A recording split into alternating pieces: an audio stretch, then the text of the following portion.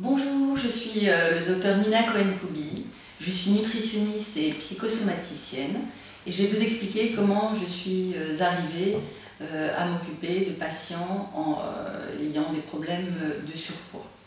Alors tout d'abord, lors de mes études médicales, j'ai rencontré un homme formidable qui s'appelle le professeur Bonfils, qui m'a fait prendre conscience qu'un être dans la souffrance physique ou psychologique n'était pas qu'un corps en souffrance, mais un être dans sa globalité, et que nous devions, lors des soins prodigués à ce patient, de considérer non seulement son corps physique, mais également son histoire, sa psychologie, ce qu'il vivait au quotidien, afin de l'aider à être mieux, à la fois physiquement et psychologiquement. Quand les patients viennent en consultation, elles viennent avec une forme de bagage d'angoisse. Et cette angoisse, elle est liée au fait qu'elles n'acceptent plus leur image. Elles ne peuvent pas s'habiller comme elles le désirent, elles ne se reconnaissent plus comme elles étaient auparavant. En fait, elles se sont oubliées pendant un certain temps, elles devaient faire face à d'autres préoccupations, et cet oubli d'elles-mêmes a fait qu'elles ont pris du poids. Donc, lors de la première consultation, il est très important de mettre à plat les choses fondamentales de l'existence de cette patiente. Qu'est-ce qu'elle fait dans la vie? Tous ces éléments ont leur importance dans les prises alimentaires, dans la gestion de la propre personne vis-à-vis d'elle-même. C'est-à-dire, est-ce que les priorités sont ailleurs?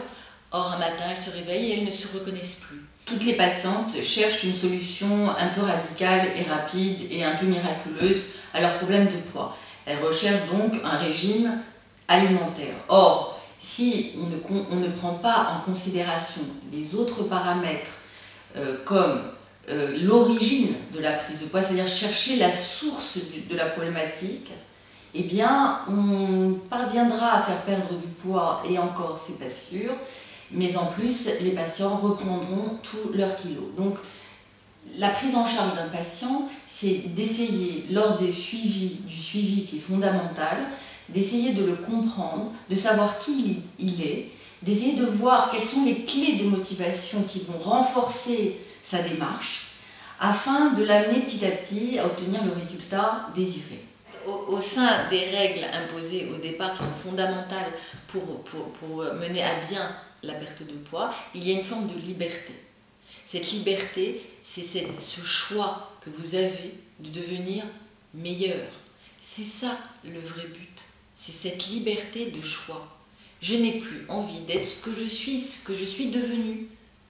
Voilà, bien sûr, dans des normes, on ne cherche pas la maigreur, on ne cherche pas X kilos perdus, on recherche l'harmonie et le mieux-être de la patiente. Évidemment, on ne peut pas tout régler, mais au moins une grande partie des problèmes seront levés. Le climat qui va se créer entre le thérapeute et le patient est celui d'un climat de confiance, mais pas seulement. Il y a une forme de complicité qui s'établit. Et donc cette force du face-à-face est irremplaçable. Et c'est cette force-là qui permet aux patients de réussir une transformation, et c'est ça l'objectif. Il faut vraiment se déculpabiliser, ne pas avoir peur de réussir, parce que le point important c'est ça, c'est l'envie de réussir et pas la peur de l'échec. Il faut oublier ce mot de il faut, je dois. Par contre, je peux, ça c'est vrai, c'est possible. C'est possible surtout à deux, en face à face. Seul c'est compliqué, à deux, il y a une force qui est décuplée. Voilà.